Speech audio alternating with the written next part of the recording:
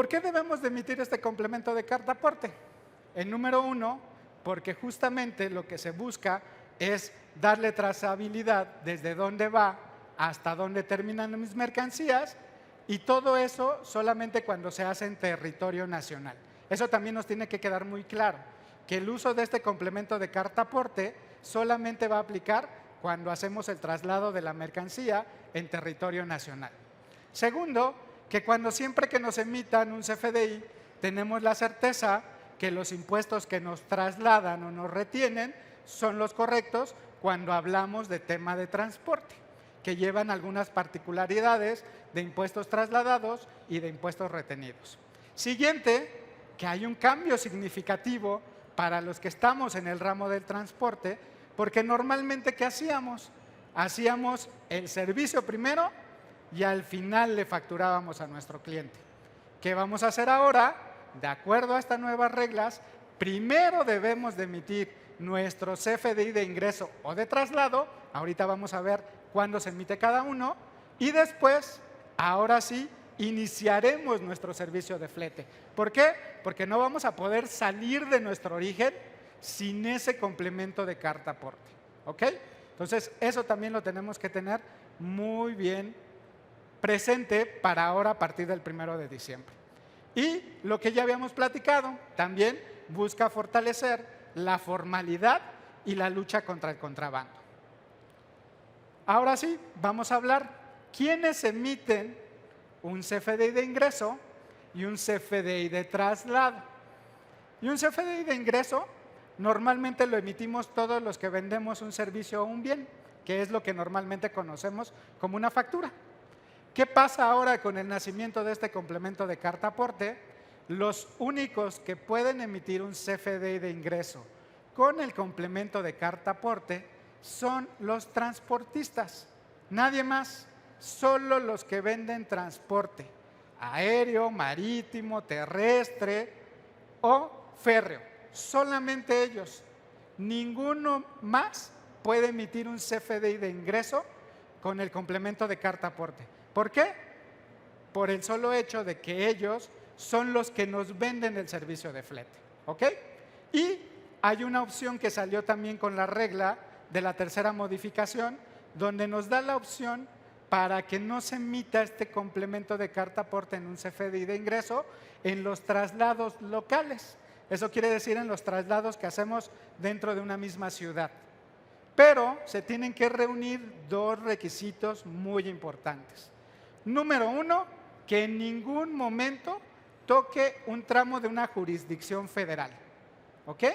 Y número 2, que en alguna parte de mi CFDI de ingreso estipule la clave del producto del SAT del bien que estoy trasladando. Si cumplo esas dos obligaciones, sin ningún problema puedo no emitirlo en transportes locales. Eso quiere decir dentro de la misma ciudad. ¿Ok? Y ahora, ¿quiénes emiten uno de traslado? Lo van a emitir aquellos que tengan sus propias unidades, sus propios camiones y trasladen su propia mercancía. O sea, si yo tengo mis propios camiones y necesito mover mi mercancía de mi almacén hacia mi planta productiva, voy a emitir un CFDI de traslado con el complemento de carta aporte. ¿Y quiénes más? Nosotros, los operadores logísticos. ¿Por qué? Porque nosotros vendemos un servicio integrado completo, el cual puede incluir transporte, almacenaje, temas de importación, servicio logístico de asesoría completo, siempre y cuando hagamos solo un CFDI por ese servicio y no seccionemos nuestros servicios, o sea, los vendamos por separado, porque en primer lugar, un operador logístico no tiene la autorización para vender un flete, ¿ok? O sea, sí lo puede vender como servicio integrado, pero recuerden que para ser un transportista debemos de tener un permiso de la SCT, ¿ok? Entonces, si lo vendo integrado, yo voy a emitir un CFDI de traslado con el complemento de carta aporte por los servicios de flete. ¿Y a quién es al que le va a servir? A mi cliente.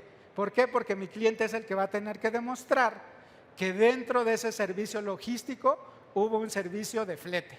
y está amparado con este complemento de carta aporte. Y lo mismo que nos pasó con el de ingreso. Si dentro de nuestro servicio logístico vendemos servicios que estén relacionados a entregas locales, podemos no emitir este complemento de carta aporte cumpliendo las dos reglas que ya les mencioné. Una, que en ningún momento toquemos un tramo de jurisdicción federal, y dos, que en alguna parte del CFDI de traslado pongamos las claves del producto del SAT de los bienes que estamos trasladando. ¿Ok? ¿Cuáles son estos cambios? Que vamos a hablar muy rápido de lo que ha pasado con este complemento de carta aporte, de lo que hoy es una carta aporte versus lo que hoy es un complemento de carta aporte. Número uno, hoy el servicio por sí solito de la factura de mi flete es deducible, por sí solito. Ahora, a partir de la entrada en vigor de este complemento de carta aporte, si no tengo el complemento de carta aporte en los servicios de flete, mi servicio de flete va a ser no deducible. ¿Ok? Siguiente, hoy los transportistas nos pueden facturar o podemos facturar varios servicios en conjunto o hasta que termine el servicio, que tengamos la evidencia, que ya el cliente nos dio el visto bueno, podemos facturarlo. ¿Qué va a pasar? A partir de la obligatoriedad, va a poder solamente facturarse desde el inicio de mi servicio, porque si no, no voy a poder salir a ruta, no voy a poder iniciar mi transporte si mi operador no lleva el CFDI con el complemento de carta aporte, porque puede parar, tener una inspección y eso es lo que le van a pedir. ¿Ok? Siguiente, hoy la carta aporte, muchos de los transportistas sabemos que tenemos la opción de tenerla en versión impresa, no timbrada, y eso nos funciona. A partir de esta entrada en vigor, sí o sí, todos los FDIs deberán de ir timbrados con el complemento de carta aporte. Siguiente, hoy el operador se lleva de forma física, sin ningún problema, el formato impreso que tiene. Ahora tenemos que tener una versión impresa del CFDI, ya sea de ingreso o de traslado, que se tiene que llevar el transportista o el operador para que pueda demostrar la legal transportación de la mercancía que tiene. Hoy, en la carta aporte que manejan los transportistas, no necesariamente tiene los datos detallados de un operador, puede tener si acaso el nombre.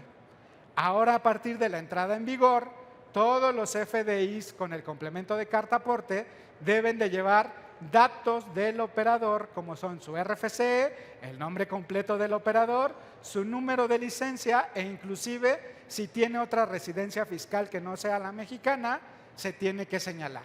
¿Ok? Hoy, ¿qué hacen algunos operadores logísticos o inclusive algunos transportistas? Venden un servicio llamado door to door. Ejemplo, inicio en el extranjero, termino en Guadalajara. Y ese emito una sola factura o un solo CFDI. ¿Ok? ¿Qué va a pasar ahora con esta entrada en vigor? En teoría tenemos tres partes que tendremos que considerar para este CFDI. La parte del transporte que se realizó en el extranjero, la parte del cruce que seguramente hicimos con otro camión, con otro equipo de arrastre, y finalmente el tramo que se realiza en territorio nacional, porque ahí seguramente también podemos hacerlo con alguna otra unidad y con algún otro operador. Y eso es súper importante porque además puede haber efectos fiscales en el IVA de cada uno de estos tramos de facturación. ¿Ok? Hoy ya tenemos en la carta aporte un origen, un destino, el domicilio y demás. Es la misma información. Nuevo, tenemos que tener nuestro número de permiso de la SCT, nuestra identificación vehicular con lo que estamos transportando la mercancía, si es un tractocamión de 2 ejes, de 8 ejes, también lo tenemos que señalar, e incluso el equipo con el cual estamos realizando el equipo de arrastre para realizar ese flete. De los cambios importantes, nosotros identificamos, como comentaba Luis hace rato, 3 rubros importantes: lo que son los viajes domésticos, que son viajes con origen dentro del país y destino dentro del país. Esos en particular están sujetos a la regulación normal y a la contabilidad normal, pagando sus impuestos, su retención y su IVA. ¿Sí? Por ejemplo, un viaje de México a Guadalajara, un viaje de Villahermosa a Laredo, que es dentro del país.